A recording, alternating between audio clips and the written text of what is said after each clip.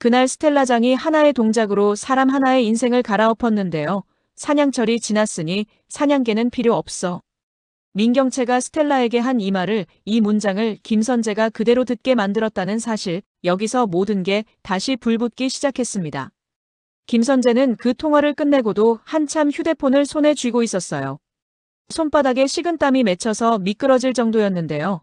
머릿속에서는 단어 몇 개가 빙빙 돌았습니다. 쓸모, 패기, 내보내.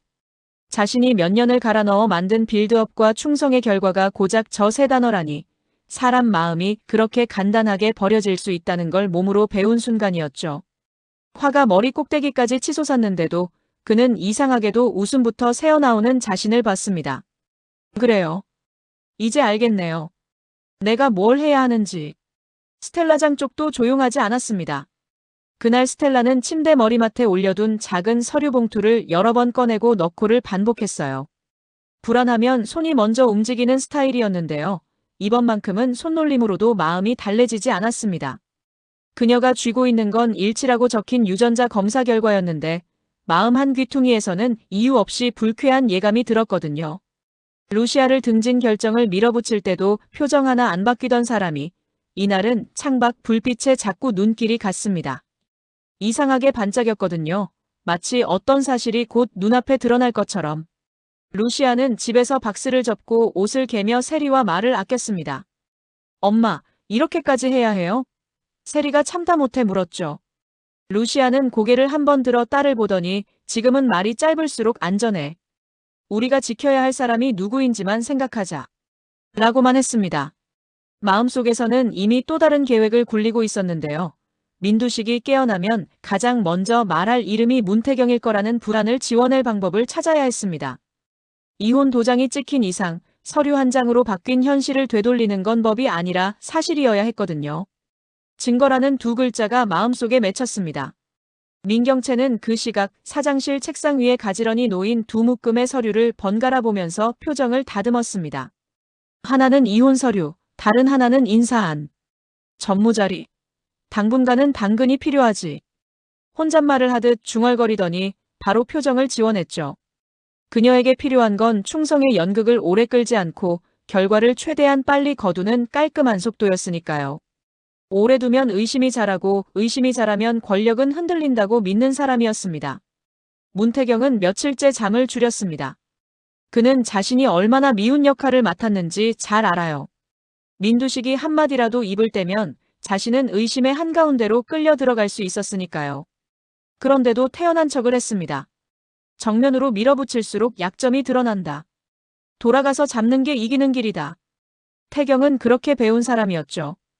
그래서 루시아가 회장실 서랍을 봐야겠다. 라고 말했을 때 그는 되레 고개를 끄덕였습니다. 열쇠라는 단어가 정확히 어울리는 서랍 한 칸, 살아있는 권력이 가장 무심하게 감춘 흔적이 모여있는 자리.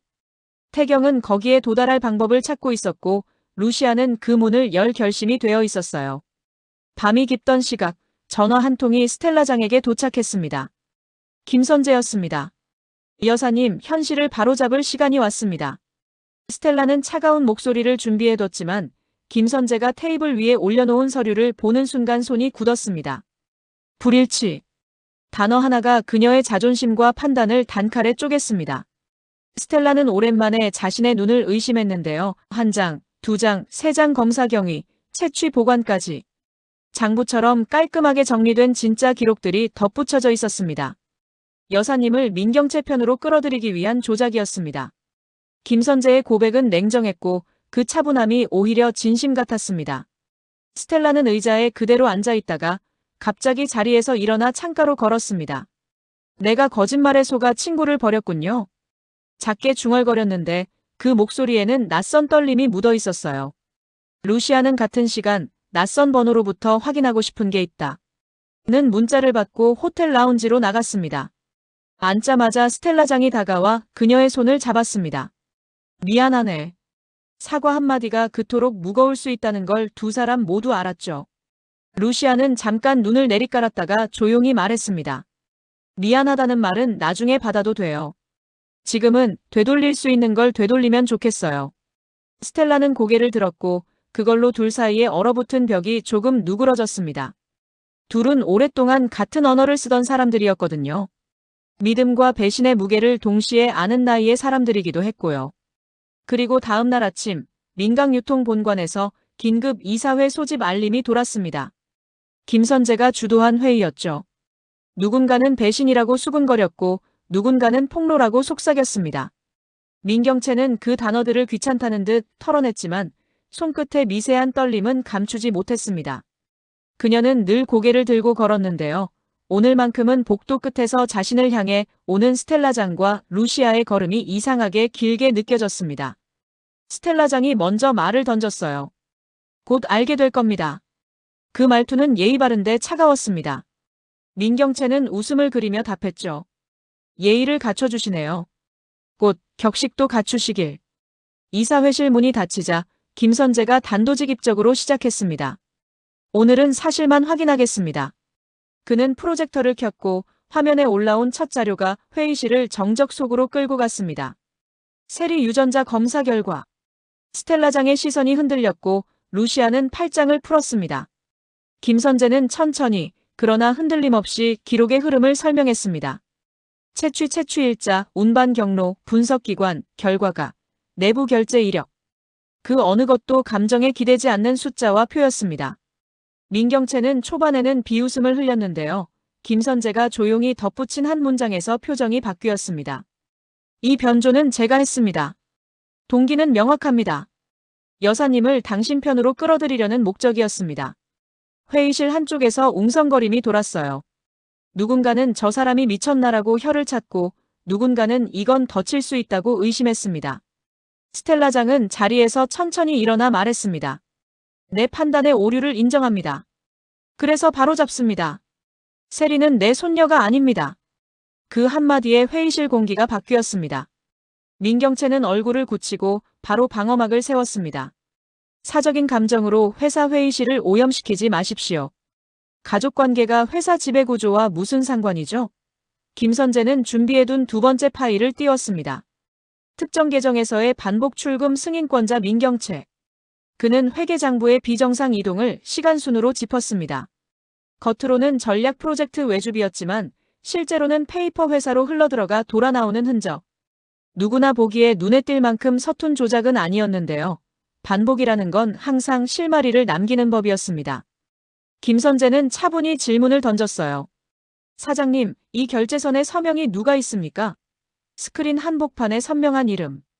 회의실은 다시 조용해졌습니다. 루시아의 차례가 왔습니다.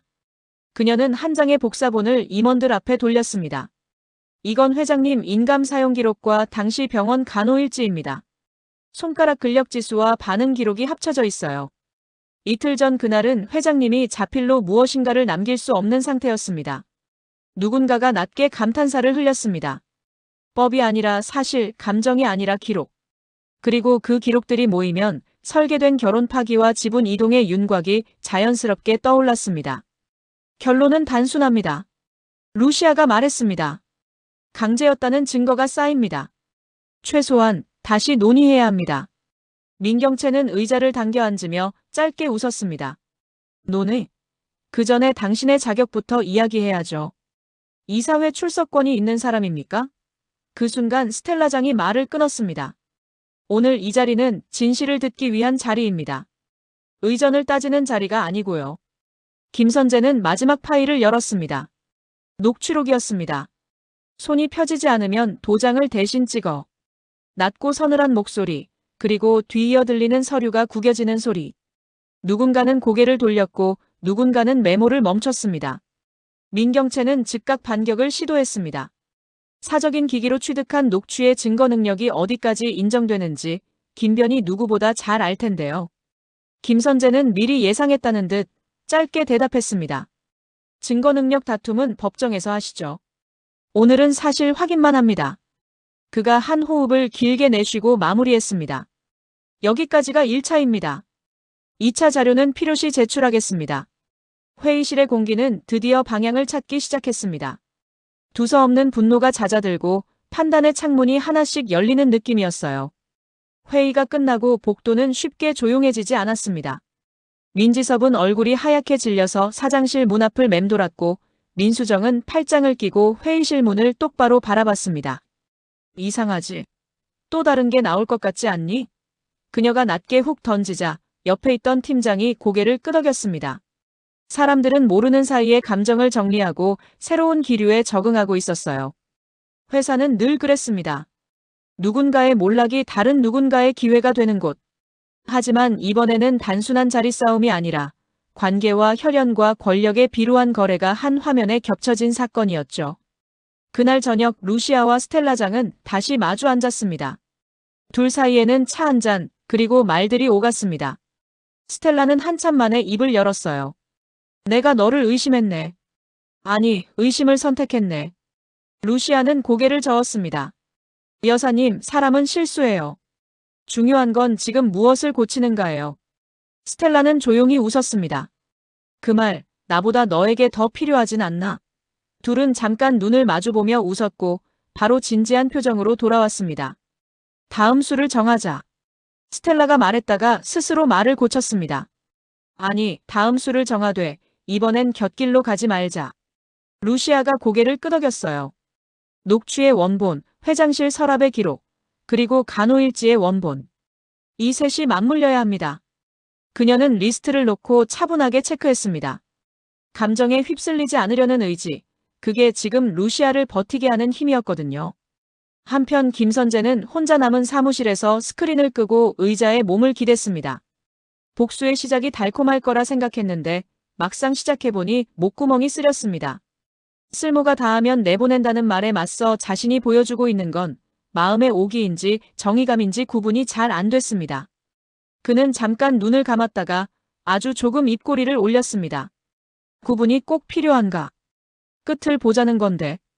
그가 다시 눈을 뜨자 어둠 속에서 스크린 불빛 하나가 또렷해졌습니다. 폴더 하나를 더 열었습니다. 민두식 비상 메모. 그의 손가락이 멈칫했어요.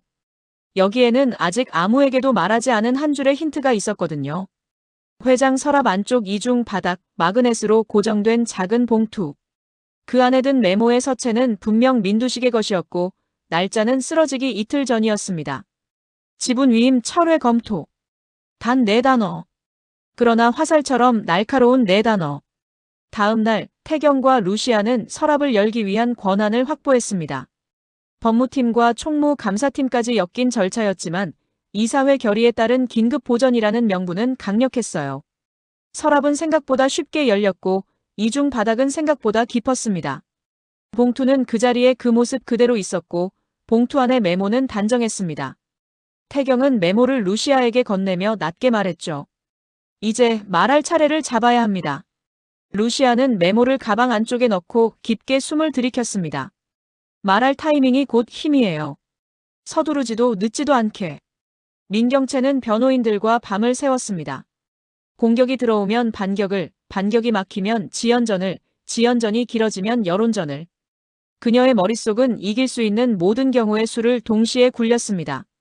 한 가지 확실한 건 스스로를 피해자로 만들려면 가족이라는 단어를 다시 끌어와야 한다는 거였어요. 세리. 그녀는 다음 날 아침 세리를 불러 말했습니다. 언니가 지켜야 할 게 많다. 내가 혼란스럽더라도 조용히 있어줘. 세리는 고개를 끄덕였지만 눈빛은 흔들렸습니다. 세리는 루시아를 떠올렸거든요. 말보다 행동으로 사랑을 가르치던 사람, 상처난 마음을 기다림으로 껴안던 사람. 세리의 마음은 갈라졌습니다. 피와 마음 사이 두 갈래 길. 어느 쪽으로 한 발을 내딛더라도 상처나는 건 자신일 거라는 걸 알면서도 선택하지 않을 수는 없다는 사실이 더 아팠습니다. 그날 오후 임시 주주 간담회 성격의 설명회가 공지되었습니다.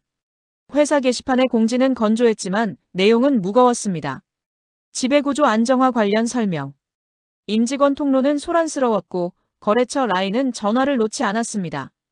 금융기관 담당자들은 리스크라는 단어를 외우듯 반복했죠. 회사라는 생물은 정보에 민감합니다. 그 정보가 사실이든 소문이든 먼저 퍼지는 쪽이 흐름을 정하니까요. 김선재는 이 점을 누구보다 잘 알고 있었습니다. 그래서 그는 스텔라장과 루시아에게 제안했습니다. 오늘은 공개가 아니라 질문을 던집시다. 사실을 까는 건 마지막입니다. 먼저 의문을 만들어야 해요. 의문이 커지면 사람들은 스스로 답을 구합니다. 두 사람은 잠깐 서로를 바라보고 고개를 끄덕였습니다. 이미 배신과 오해를 지나온 사람들이라 이번에는 서두르지 않기로 마음이 맞았습니다. 설명회장에 들어선 민경채는 미리 준비한 원고를 천천히 읽기 시작했습니다. 목소리는 흔들리지 않았고 단어 선택은 절제되어 있었어요. 회사의 안정이 최우선입니다. 개인의 감정과 사적 관계는 회사 밖에서 정리하겠습니다. 박수 몇 줄이 의례적으로 이어졌습니다. 바로 그때였습니다. 맨 앞줄에서 손이 하나 올라갔습니다. 스텔라장이었습니다. 사장님, 이 자리에서 한 가지만 묻겠습니다. 지난 분기 특정 계정 출금에 대해 승인자가 누구였습니까? 민경채는 잠깐 고개를 들었고 바로 답했습니다. 절차에 따른 승인입니다. 스텔라장이 다시 물었습니다. 그 절차를 정한 사람도 승인자입니까? 회의장은 웅성거렸고 사회자가 의전을 지키려 애썼습니다. 그러나 질문은 이미 던져졌고 그 질문은 공기 중에서 자라기 시작했습니다. 누가 정했고 누가 이익을 받는가? 설명회가 끝나고 밤이 깊었습니다. 각자의 방에서 각자의 빛이 늦게까지 꺼지지 않았습니다. 스텔라장은 오래된 사진을 한 장 꺼내보았습니다. 루시아와 함께 웃고 있던 날, 아무것도 몰랐던, 그러나 행복했던 표정. 그녀는 사진을 책상 서랍 깊숙이 넣고 핸드폰 메모장에 짧게 적었습니다. 빚은 정면으로 갚는다. 루시아는 반대로 세리의 방 앞에서 한참을 서 있었습니다. 문을 두드리려다가 멈추고 손을 떨어뜨렸습니다. 서두르지 말자. 그녀는 자신에게 다시 말했습니다. 사랑은 결정을 강요하지 않는다고 스스로 깨닫게 만드는 거라고. 김선재는 마지막으로 한 통의 전화를 걸었습니다. 준비됐습니다. 짧은 말, 끊어지는 숨. 그는 이제 되돌릴 수 없는 길로 들어섰다는 걸 알았습니다. 하지만 이상하게도 마음이 고요했어요. 버려진 개라는 낙인이 이제는 스스로 목줄을 끊겠다는 결심으로 바뀐 탓이겠죠. 그는 책상 서랍에서 작은 USB를 꺼내 주머니에 넣었습니다. 민두식 비상 메모와 같은 방향으로 움직일 또 하나의 조각. 퍼즐은 거의 맞춰졌고 남은 건 마지막 한 조각의 각도였습니다. 그리고 마지막 장면처럼 보이는 그 밤에 진짜 마지막은 따로 숨어 있었습니다. 루시아가 집으로 돌아오자 현관 앞에 작은 봉투가 놓여 있었거든요. 발신인은 없고 봉투 안에는 메모 한 장과 오래된 열쇠 하나가 들어 있었습니다. 메모에는 이렇게 적혀 있었어요. 사람은 가끔 떠날 준비를 하면서 돌아올 문을 만든다. 그 문이 어디에 있는지 내가 제일 잘 알 거다. 루시아는 한동안 그 문장을 바라보다가 아주 천천히 눈을 감았습니다. 마음이 움직이는 소리가 들렸습니다. 상처난 자리로 공기가 들어가고 그 빈틈을 채우는 결심이 자리 잡는 소리였죠. 그녀는 열쇠를 손안에 꼭 쥐고 아주 작게 중얼거렸습니다. 이제 길을 만든다. 민경채는 여전히 강했습니다. 다음 날에도 그 다음 날에도 반박 자료가 올라오고 해명 인터뷰가 준비되었습니다. 하지만 이미 던져진 의문은 생각보다 빨리 뿌리를 내렸습니다. 사람들은 물었습니다. 누가 정했고 누가 이익을 받는가? 그리고 곧 알게 될 겁니다. 이 질문은 회사의 계정과 서랍과 메모를 지나 사람의 마음에 닿는다는 것을. 권력은 기록으로 세워지고 관계는 선택으로 유지되며 진실은 결국 시간을 이긴다는 것을요. 이 이야기의 다음 장은 아주 가까운 곳에서 시작됩니다. 비상 메모, 이중바닥의 봉투, 녹취의 진실성, 세리의 선택, 스텔라장의 사과가 만든 동맹, 그리고 김선재의 복수 이 모든 조각이 같은 테이블 위로 모여들고 있습니다. 누군가는 또 다른 함정을 준비하겠지만 이번엔 다릅니다. 누군가의 삶을 쓸모로 가늠하던 사람들 앞에 의지라는 이름의 조용한 칼이 놓일 테니까요. 그리고 그 칼을 쥘 사람들은 이미 마음속으로 결심을 끝냈습니다. 서두르지 않고 그러나 반드시 도달하겠다고요. 끝은 아직 멀었습니다. 그래서 더 이제부터가 진짜 시작이니까요. 다음화도 지켜봐 주세요. 좋아요, 구독 부탁드립니다.